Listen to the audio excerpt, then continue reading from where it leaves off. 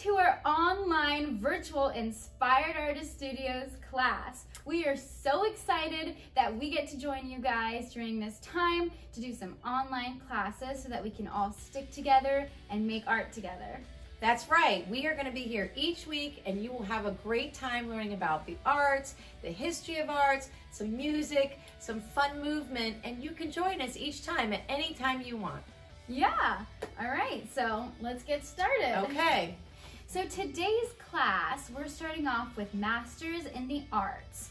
This is going to be a class series where we talk about famous artists, whether it's painters or musicians. We're going to talk about their artworks, their music works, and help you guys recreate some of their pieces.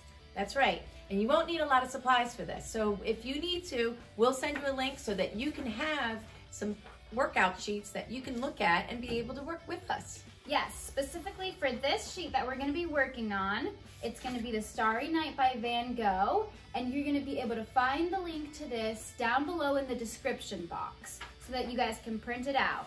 If you don't have a printer, that's quite all right. You can just use a blank piece of paper and follow along with us anyways. It'll still be great. And grab some pencils, some pens, some markers, some crayons, whatever you have around the house. It will work because it's going to be just fun to hang out with us. Yep. All right. So the person that we are going to be talking about today is named Vincent van Gogh. Awesome. What's Vincent van Gogh like? So Vincent van Gogh was a painter in the 1800s. Wow. Yeah, that was a long time ago. So he actually is one of the most famous painters in a specific type of art called Impressionism. Does anybody know what Impressionism is? What's Impressionism? What about you, Miss Mattie? Do you know what Impressionism is? I'd like to learn more about it. So, Impressionism is a specific type of painting that is characterized by small, thin brush strokes. The purpose of Impressionism was to create an image and focus on the sensory effect of the image. So, for these types of paintings, the painters would normally take an easel, like that one that you see back there, sit outside, look at a landscape, and just paint right on the spot.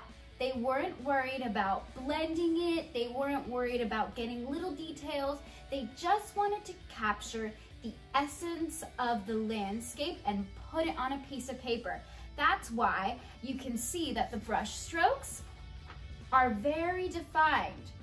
They're very noticeable because they're not attempting to blend it in smoothly into the background. And you can use any colors. If you don't have blue or yellow or black that you see on this painting, you can use any colors that you see, whether it's markers or crayons or anything. Yeah. So this piece here that Miss Mattie is holding is called Starry Night. And that piece was made in 1889. That was a long time ago, wasn't it? That's right. As you can see, this is just a landscape of the outdoors at nighttime. You've got the moon, you've got some trees, some little houses, and people speculate that this is what Van Gogh could see out of his little window in his room. This piece right here is a self-portrait that Van Gogh did of himself. Has anybody done a self-portrait before? Well, a self-portrait is when you take a picture of yourself or you look at yourself in the mirror and you attempt to copy your face exactly how you see it. So this is what Van Gogh did. He probably used a mirror because I don't think in 1800s he had access to a cell phone to take a selfie with, right? Probably not. No, so he probably used a mirror, or maybe he just knew really, really well what his face looked like. I don't know. You can make a self-portrait anytime you want. You can just draw a piece on a piece of paper and you can create whatever you need. Yeah. This piece right here is called Cafe Terrace at Night, and that one was made in 1888. This is a very pretty piece. It's one of my favorite pieces. And I love that it has bright, bright yellow and bright, bright blue. It just makes the piece so like shocking to your eyes when you see it. It's like, wow, look at all these colors. And it's very inspiring because you can see all of the stars, you can see the cobblestone streets, and if you wanted to create that, you can do that with any colors. You just put dots on the paper. We're gonna show you how to create that on a regular piece of paper. Yes, so let's get started, all right? We are going to take our sheet of paper that already has an image of the starry night on it, okay? So, let's get started. Now, when you go into a piece like this, it doesn't really matter which color you start with. You can start with whichever color is your favorite. Personally, I like to put in the brightest colors first. So I'm gonna start off with yellow. So I'm gonna take my yellow colored pencil, and you can use a crayon, you can use a marker, you can use paint if you have paint, you can even use watercolors if you'd like to. I'm gonna show you over on our easel, we're gonna be able to use the colors so you can see. Now look at the cameras, you can see where Natalia is painting as well. All right, so we're gonna get started with our moon. This moon, as you can see, is a bright yellow color. So I'm taking my brightest yellow and coloring that in first. If you notice, the outside circle around the moon is meant to represent the glow of the light. So that's gonna be a different color yellow. So I'm gonna wait to paint that with a lighter yellow later. So I'm gonna take this brightest yellow and I'm gonna do the middle circle of all the stars, because I want those to be really, really nice and bright. Now, if you don't have yellow, you can use another bright color that you like. You can use maybe a bright green, you could use a bright orange, whichever color you prefer, because this is your piece. It doesn't have to look exactly like Van Gogh's piece.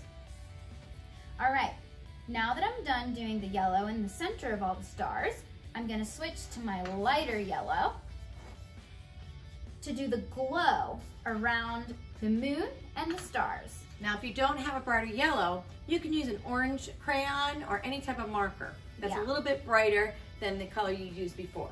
Yep.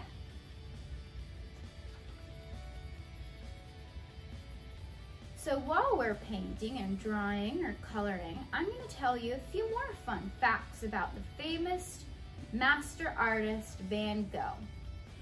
Van Gogh actually only sold one painting while he was alive in his whole lifetime.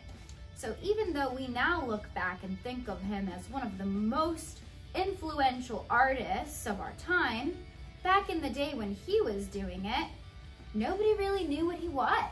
He kind of flew under the radar, and he only sold one painting in his whole life. And I don't think it sold for very much, but you're not gonna believe this.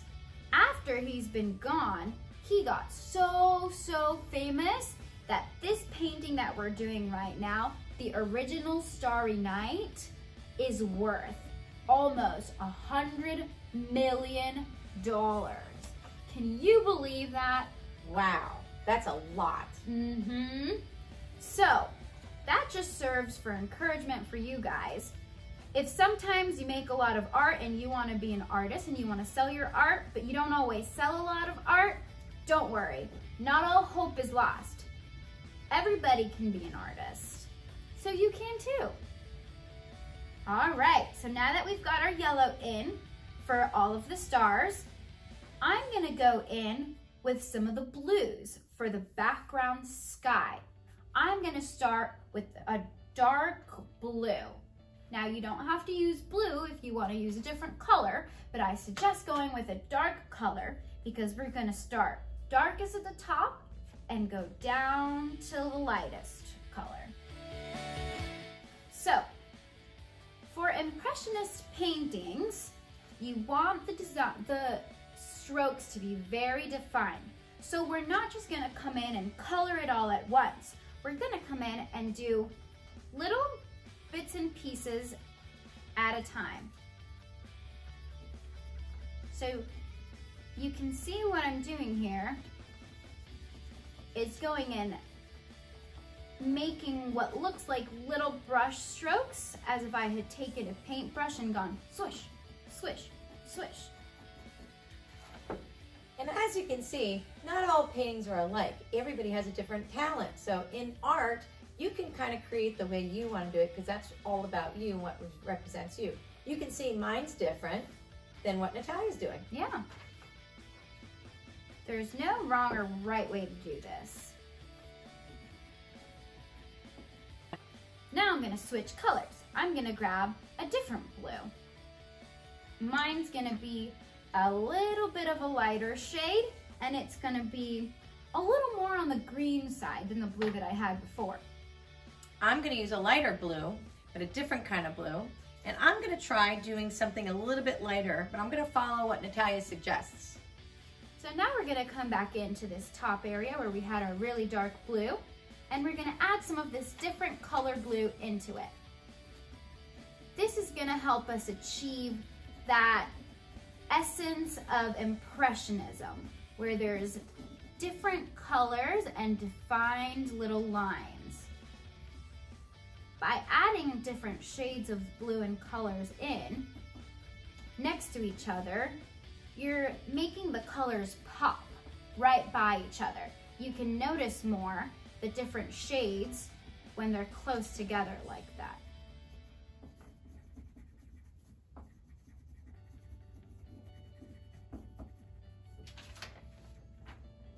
You know, this is a lot of fun to color. Even if you don't have this piece that's representing the starry night, it's a lot of fun just to learn the techniques. And it's kind of cool just to add in all the different colors. So you just have to wing it and just have fun with it, because really art is all about expressing yourself. And that's what we love to do. This is a lot of fun. Thanks, Natalia. Yeah.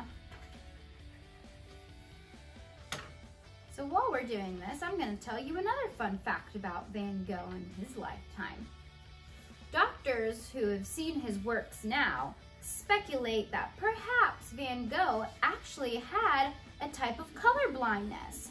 They think that because his paintings had such bright colors that they think that maybe he saw the world in a different way. So they think that maybe his colorblindness made his paintings have a different sense. That's why they are paintings of natural landscapes, but they don't look as natural as it would to your normal eye. There's never been any scientific proof behind it. Nobody can confirm whether that theory is true or not, but I think it's kind of interesting to think about. I think that just goes to show that everybody can see the world in a different way, and everybody can see colors in a different way.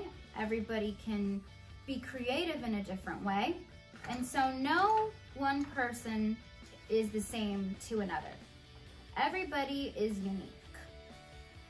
A lot of times, people who are colorblind think they can't be artists, but I think they can be artists, and I think they have something really, really interesting and special to offer the world too.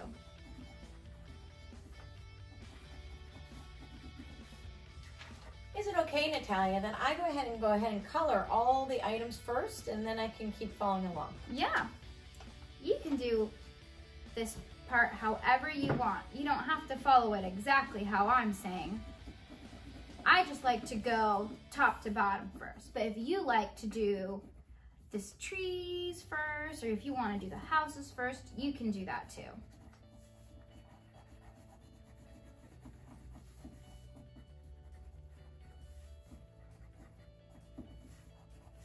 Now that I have a lot of this second blue color in, I'm going to switch to a different blue. Like I mentioned before, this just helps with the impressionistic effect. I'm going to take my different blue and go in and add some more colors into the sky. I'd like to do the frame. Do you think I can do the frame as well? Yes, you can. Does it matter what color I use? Nope, it doesn't matter what color you use for the frame. If you want it to look more like a traditional frame, like a wooden color, you can use different shades of browns. Oh, good idea. If you want it to be bright and pop to make your painting look really, really bright, you can use a contrasting color. Do you know what a contrasting color is? No, tell us. A contrasting color is a color that is on the opposite side of the color wheel from the color you're using. So for example, the opposite side on the color wheel of blue would be a red or an orange or a yellow. That means they're gonna be on the different side. Here, Miss Mattie's gonna show you. See, blue, the exact opposite, is gonna be yellow. That's why in this painting there's blue and yellow. If you want to do a different color that's going to make something shine, you're going to take any of these colors and do the opposite side. So something that I would look cool is if you did red or orange for your frame to make the blue really pop. That's going to look awesome. You can do whatever you want to do and have fun doing it, because that's what it's all about. We're going to talk about colors and mixtures in another video. Yeah. This is just to help you for now.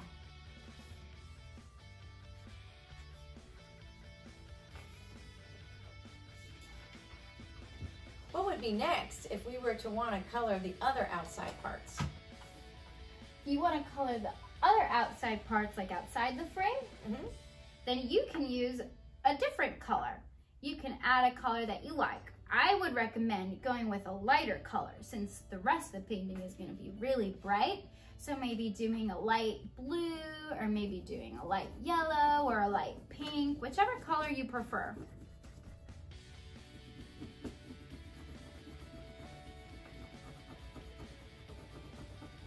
Miss Mattie, did you know that when impressionistic painting styles first started happening, people really didn't like it at all? Why? They didn't think it was refined enough. They were used to seeing paintings that were very detailed, that looked very realistic. And Impressionism isn't about realism exactly. It's about capturing the essence of a landscape or of a picture. So people saw it and said, well, that doesn't look very finished. That doesn't look like it's been blended well enough. It doesn't look like somebody spent a lot of time on it, so they didn't think it was a very valuable style of painting. But as the time went on and people started seeing and appreciating the different things that Impressionistic painting had to offer, they really came to like it. They noticed how Impressionism focused on the values of the lights and how the light touched the earth in different ways. So for example, as you can see in the one we're making right now, the value of the light in the stars and how that reflects on the little houses. So after a while, when people started noticing these special aspects about Impressionism, it became a very popular and very respected form of art style. That's very interesting, because what I see may be something what you see differently. Yeah. What do you see when you look at the starry night? You may see circles, swirls, or even like tumbleweeds of grass that's rolling through the meadows. And you can see down here, there might be a little housing development or some type of village. But the weirdest part is, what is this that we see here? What would that might be? Well, we're not even really sure. Some people speculate that maybe it was fire. Oh. Some people speculate that it was an old building. Some people think it's some sort of trees or plants. Well, that's very interesting, because this painting, as much as it's worth, is really a part of an expressionism and impressionism, correct? Yeah. Okay. So we're going to be finishing up this coloring, but you can also do whatever you want with the outside, the inside, or even choose different colors. And if you're working at home, I definitely suggest a hard surface, because sometimes when you're painting on an easel or you're coloring on an easel, your paints will drip down. So if you're coloring or painting, use a flat surface like your kitchen table, or even get a hard book under there, but make sure you're protecting it, because if you're using paint, sometimes it can get on your clothing or it can get on the table. So what you want to make sure is that you have something protecting your clothing, protecting your surface, and always wash your hands before and after you touch any type of projects. Yep, that's a good tip.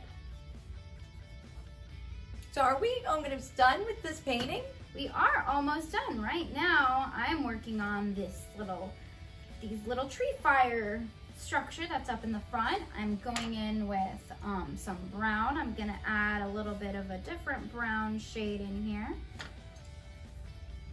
I might even put some green in there just for fun, because why not? You can throw any color in there that you want. You know what's really cool? If you add music to the background when you're painting. Yeah. It inspires you to get very creative, but also opens your mind to many different avenues of expression. So when you're thinking about the times of being at home and it's not so much fun, this is kind of a way to get your mind off things. And this is what I do with my kids at home, just to listen to music, paint, and even if we don't want to color inside the lines, you can get as creative as you want, because we can't go outside. We might as well stay in and have fun. Yeah, that's right. Now I'm going into the buildings down here. I'm gonna put lots of different colors in the buildings. I'm gonna do some brown colors. I'm gonna do some blue colors. I might even do a little bit of red in there too, just to add more colors to it. You can do the same thing. The cool thing about Impressionism is that it doesn't have to be perfect. If you go outside the lines, it's not a big deal at all.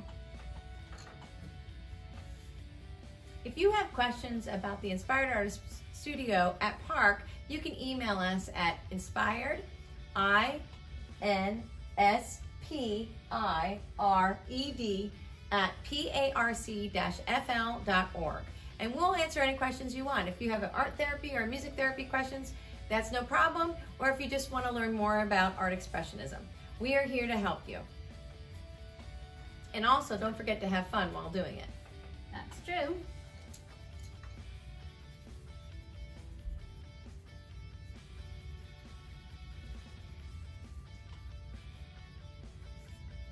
That's incredible, Natalia. I love how you blended all of the different colors. Thanks. Yours looks really good too. Thank you. I like that you did your frame. One of the things that you can do with your paintings or your artwork or whatever you're doing while you're here or there or anywhere in home, you can actually have your own virtual art exhibit. What's kind of fun to do is to have the whole family get together and paint the same picture and see how everybody's awesome picture is different from each other's. As you can see, my version is very different than Natalia's. And you can do an exhibit by putting them up on the wall, taking a picture of them, or just videotaping each person's expression. So you have different colors, you have different ways of making art, but also it's a lot of fun to share your joy of art with all your family. That's true.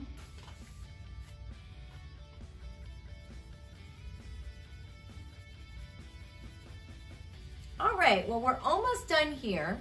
Each class is going to be about 30 minutes, but you got to remember, well, you're going to have your supplies and everything that you need. But if you don't have supplies, just a pen and pencil or a piece of paper that's blank will work just fine. And you can still follow along the directions. Draw whatever you want and color along. Yeah, you could even do a self-portrait if you want. Another great favorite of mine is this piece. What's this one called? This one is called Sunflower, and it was made in 1889. This is beautiful. And as you can see, all the colors are very yellowy orange. But then you have this bright background that kind of accents these flowers.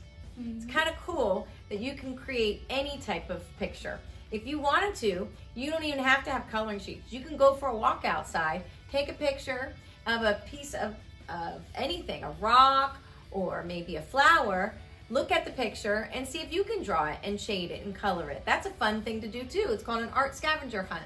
And if you're bored and you want to do something fun for yourself, that's a great way to get some free time outside, some exercise, and a lot of fun to look at the piece and get creative.